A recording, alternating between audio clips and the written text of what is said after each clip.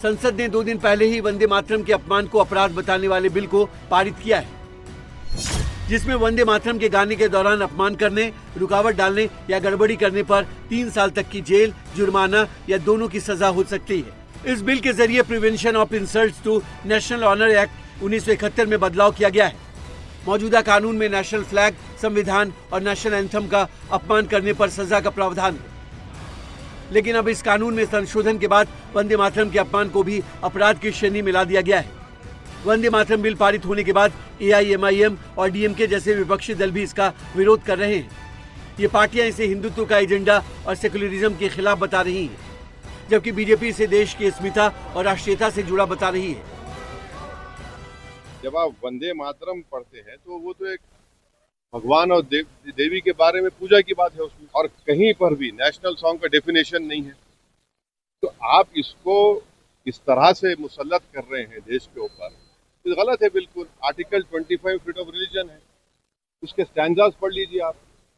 मैं एक मुसलमान हूँ, मैं सिवाय अल्लाह की किसी की इबादत नहीं करता हूँ।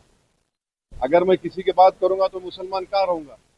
तो आप तो आर्टिकल 25 का, 26 का, 29 का ग्रेव वायलेशन कर रहे हैं। वो भारत के अस्मिता के साथ जुड़ा हुआ है। वहीं राम मंदिर चढ़ावा चोरी के मुद्दे पर संसद के बाहर भगवा वेश में पप्पू यादव को ड्रामा करना भारी पड़ गया। पप्पू यादव की इस हरकत पर देश भर के साधु संतों ने मोर्चा खोल दिया है। साधु संतों ने राष्ट्रपति और लोकसभा स्पीकर से इस मामले में सख्त एक्शन की मांग की है। वहीं बीजेपी भी भगवा के अपमान पर पप्पू यादव समेत पूरे विपक्ष पर हमलावर।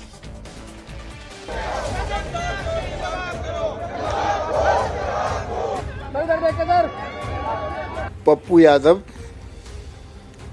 एक मुखौटा है। सनातन हिंदू धर्म, उनके साधु संतों के त्याग तपस्या को लांछित करने का प्रयास अखिल भारतीय संत समिति कतई बर्दाश्त नहीं करेगी। संतों का अपमान किया है, भगवा का अपमान किया है, रामलीला का अपमान किया है, सनातन का अपमान किया है। इसके पीछे राहुल गांधी, प्रियंका, धर्मेंद्र यादव, अखिलेश यादव और समूचा विपक्ष। जिन लोगों ने चोरी की, SIT और सुप्रीम कोर्ट मिलकर के उसकी सजा तय करेंगी। शुक्रवार को सांसद पप्पू यादव भगवा पहनकर साधु वेश में संसद भवन पहुंचे।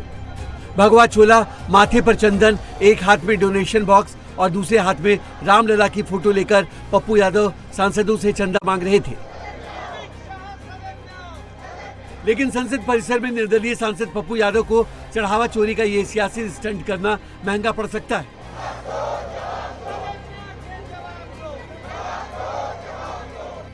संसद भवन के मकर द्वार पर पप्पू यादव और विपक्षी सांसदों ने जो कुछ किया, उसे लेकर साधु संतों में काफी गुस्सा है। स्वामी जितेंद्रानंद सरस्वती ने राष्ट्रपति और लोकसभा स्पीकर से पप्पू यादव की इस हरकत पर कड़े एक्शन की मांग की है। संविधान के अनुसार एक पवित्र परिसर है। इस पवित्र परिसर का उपयोग अगर राष्ट्र विरोधी, सनातन विरोधी और देश के बहुसंख्यक हिंदू समाज की भावनाओं को कुचलने के लिए, उनको अपमानित, लांछित करने के लिए पप्पू यादव जैसे अपराधियों के द्वारा किया जा रहा है, तो मैं महामहिम राष्ट्रपति महोदया और लोकसभा अध्यक्ष दोनों से यह मांग करूंगा कि ऐसे सांसदों की संसद सदस्यता बर्खास्त होनी चाहिए।